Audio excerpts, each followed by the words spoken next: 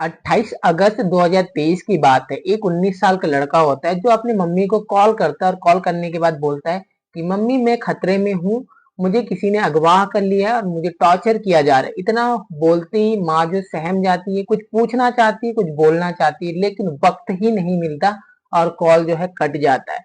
फिर उसके बाद क्या होता है वो आपको कहानी और घटना में हम डिटेल से बताएंगे। तो सबसे पहले आप चैनल पर नए हो तो सब्सक्राइब कर लीजिए एंड आप वीडियो कहाँ से विजिट कर रहे हो अपना प्यारा सा नेम एंड सिटी नेम हमें कमेंट बॉक्स में जरूर बताइए जी।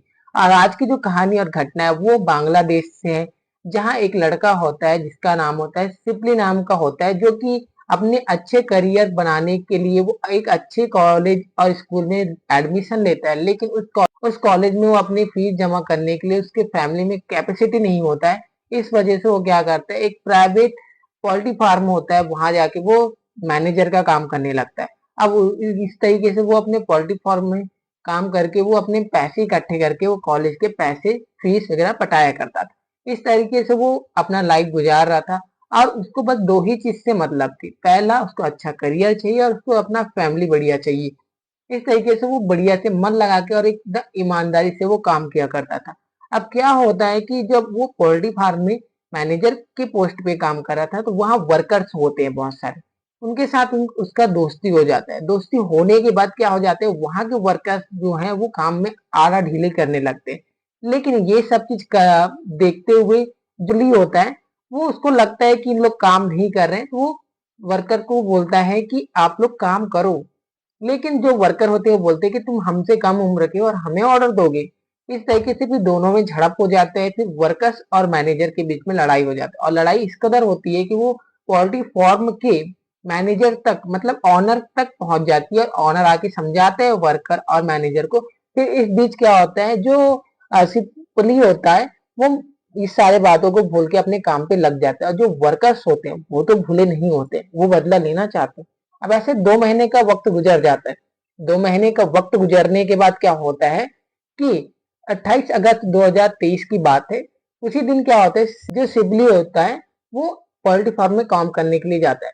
काम करने के दौरान उसको उसके ही वर्कर अगवा कर लेते हैं। अगवा करने के बाद जैसे तैसे उसे एक जगह पे ले जाया जाता है, लेकिन उसके पास मोबाइल होता है तो अपनी माँ को कॉल करता है और कॉल करने के बाद बोलता है कि माँ मुझे किसी ने अगवा कर लिया है और मुझे टॉर्चर किया जा रहा है और मेरे को बांध के रखे है। इतना होती ही माँ जो है वो सहम जाती है। सहमने के बाद वो कुछ बोल पाती उससे पहले कॉल कट हो जाता है। कॉल कट होने के बाद माँ लगातार कॉल करती है लेकिन कॉल रिसीव नहीं होता है। कॉल रिसीव नहीं होने के बाद फिर क्या होता है, थोड़ी देर बाद किडनैपर का कॉल आता है तो जल्दी से उसकी माँ उठाती है कॉल।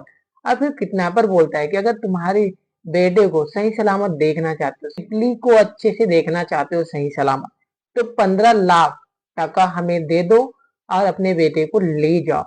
अब एक माँ और बाप के लिए औलाद से बढ़कर पैसा कुछ नहीं है, लेकिन उनके पास इतनी गरीबी थी कि वो खाने तक के पैसे नहीं थे। फिर भी वो कोशिश नहीं मतलब कोशिश करते हैं और ट्राई करते रहते हैं कि कहीं से पैसे अरेंज हो जाए। लेकिन 3 दिन बाद फिर से किडनैपर का कॉल आता है 31 अगस्त 2023 को। बोलते हैं कि जो सिबली के जो पिताजी होते हैं वो गुहार लगाते हैं कि मैं एक गरीब फैमिली से हूँ, इतना पैसा मैं कहाँ से लेके आऊं। और जो किडनैपर्स हैं उनको पता था पहले से ही कि जो सिबली है उसके फैमिली बैकग्राउंड बहुत ज्यादा गरीबी से गुजर रहा है। तो वो क्या करते हैं, 15 लाख टका से सीधा 2 लाख टका पे आ जाते हैं। अब इतना होने के बाद जो है उसके पिताजी हैं वो अपने रिश्तेदार कहीं से भी वो पैसे के अरेंजमेंट करते हैं और 4 सितंबर को सारे पैसे अरेंज हो जाते हैं। उसके बाद किडनैपर को कॉल करते हैं। कॉल करने के बाद बोलते हैं कि पैसा अरेंज हो चुका है। अब होने के बाद किडनैपर उनको जगह बताते हैं। उस जगह पे जो उसका पिताजी होता है सिपली का, वो जाता है और पैसे से भरे बैग को लेने 2 लड़के आते हैं। लड़के उस पैसे को लेके चले जाते हैं। और जब सिपली के पिताजी पूछते हैं कि मेरा बेटा कहाँ है, तो जो किडनैपर्स होते हैं वो बोलते हैं कि तुम घर जाओ, तुम्हारे घर जाते तक तुम्हारा बेटा तुम घर पहुंच चुका होगा। अब इसी खुशी में उसका पिताजी होता है वो दौड़ते भागते घर की ओर जाता है। लेकिन घर पहुंचने के बाद जब देखता है मंजर, तो वो भी हैरान हो जाती कि पैसा देने के बाद भी उसके बेटे को नहीं छोड़ा गया था। अब नहीं छोड़ा गया था तो वो परेशान हो जाता है और वेट करने लगता है, ना ही किडनैपर का कॉल लगता है। अब ऐसा करते करते 3 दिन का टाइम गुजर जाता है। 7 सितंबर का दिन आ जाता है। काफी मशक्कत के बाद भी सिपली का कोई पता नहीं चलता। तभी वो पास के पुलिस स्टेशन पे जाते हैं और बताते हैं कि उसका बेटा 28 अगस्त को पोल्ट्री फार्म में मैनेजर का काम करता है और वही काम करने गया था। तो उसके साथ 2 महीने पहले वहीं के वर्कर के साथ क्या हुआ था, झगड़ा हो गया था। और इसी कारण हमें लगता है कि हमारे बेटे का गायब होने का पीछे का राज उन्हीं 5 वर्कर्स के हैं। फिर जो पुलिस है वो मामले में दर्ज करते हैं और 11 दिन का टाइम गुजर चुका था, सारी बात बता देते हैं कि कैसे क्या हुआ था। फिर जो पुलिस है वो पोल्ट्री फार्म से ही जो छानबीन है वो स्टार्ट करती है। तो वहां के 3 लड़कों को हिरासत में लेके जब पूछताछ की जाती है, तो तीनों लड़के से पूछताछ होने के बाद जो सच्चाई है, पहले तो वो घुमाने लगते हैं, फिर धीरे धीरे जो सच्चाई है वो बाहर आने लगती है। कि बताते हैं कि किस तरीके से उनका विवाद हो रहा था, कि जो छोटा सिपली होता है वो 19 साल का है और वो मैनेजर के पोस्ट पे कर रहा था और हमें काम के लिए ऑर्डर दे रहा था। तो इसी बीच हम दोनों में झड़प हो गई थी और झड़प के कारण हमने उसको अगवा किया था और अगवा करने के बाद 15 लाख टका का मांग किया था। लेकिन उसके फैमिली बैकग्राउंड का हमें पता था कि वो नहीं दे पाएंगे, इसलिए हम दूसरे दिन कॉल करके जो रकम है उसको 2 लाख टका कर दिए थे। 2 लाख टका होने के बाद उसके पिताजी हमें देने आते हैं और हम एड्रेस बताते हैं उस जगह पे। देने के बाद वो चले जाते हैं और हम बोल देते हैं कि तुम्हारा बेटा घर सही सलामत पहुंच जाएगा। लेकिन जो सिपली होता है वो नहीं पहुंचता है और नहीं पहुंचने के बाद वो ऐसा हो जाता है। तो फिर पुलिस के कड़ाई के सामने पूछा जाता है कि आखिर तुम्हें पैसा मिल गया था तो आखिर तुमने सिबली को क्यों नहीं छोड़ा और कहाँ है, अगर वो मर भी गया है तो उसकी बॉडी कहाँ है। तो फिर क्या है, वो लड़का बताने लगता है कि देखो, अगर हम उनको छोड़ देते, उसको छोड़ देते सिपली को, तो उसको पता था कि वो जान चुका था कि हम ही ने उसका अगवा किया, तो वो जाके पुलिस को सारी सच्चाई बता देगा। इसलिए उसकी हमने हत्या कर दी और हत्या करने के बाद उसके मांस को हमने पका के खा लिया और उसकी जो हड्डी है उसको जंगल के रास्ते हम पहाड़ी पे फेंक दिए। अब इतना सब चीज सुनने के बाद पैरों तले जमीन खिसक जाते हैं उसके माँ बाप की, क्योंकि उसके माँ बाप भी वही होते। अब पुलिस जो है उस आरोपी को लेके और उसके माँ बाप को लेके जंगल के रास्ते वहां पहुंच जाते और ये केस इतनी सनसनी की तरफ फैल जाती है, पूरे गांव में हड़कंप मच जाता है।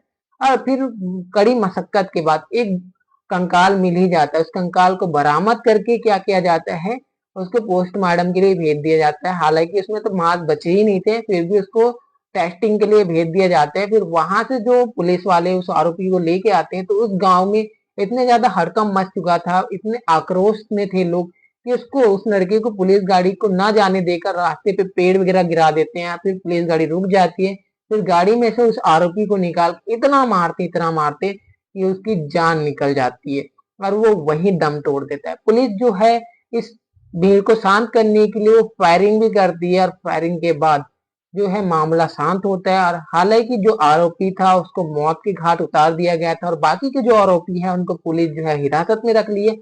अब आगे क्या होगा वो तो कोर्ट तय करेगा वहां का, बांग्लादेश का, कि उनके साथ क्या होना है क्या नहीं होना है। बाकी कहानी और घटना यहीं तक था।